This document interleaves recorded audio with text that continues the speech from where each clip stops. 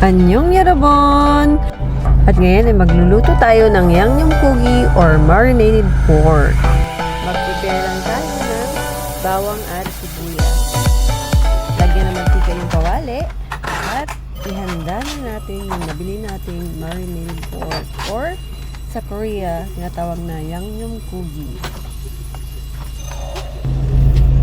Medyo matigas pa ang ating karne. Pero na-defrost ko naman siya. Kaso, yun. Medyo matigas pa. Kaya kailangan nating hiwa-hiwain. Gamit ang kutsilyo.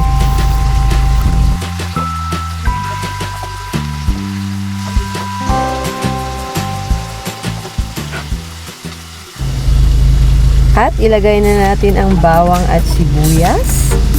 Pampalasa ng ating karne.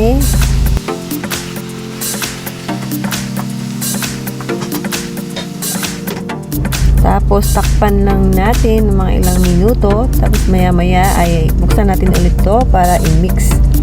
Para ma-mix yung sauce niya.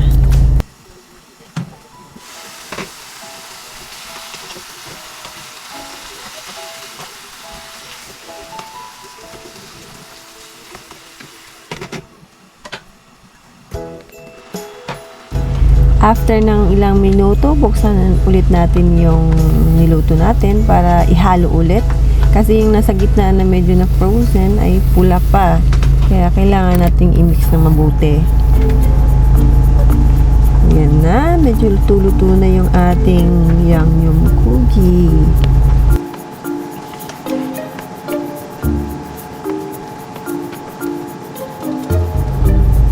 At ngayon, ilulunod na natin ang ating tinatawag na pengi busot or yung mushroom natin. Masarap po yung yangnyeomgogi kapag mayroong mushroom.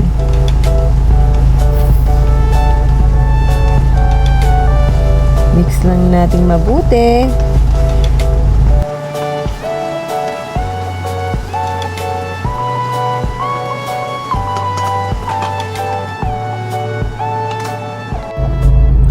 And now, ready to eat na!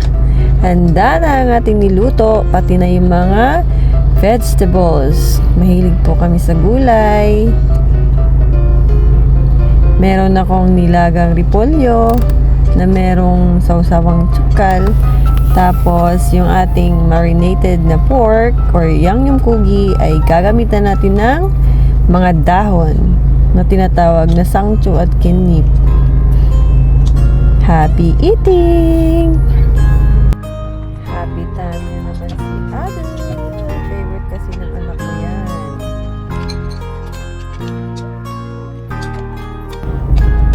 Hope you like it. Comment down below and follow me on Facebook.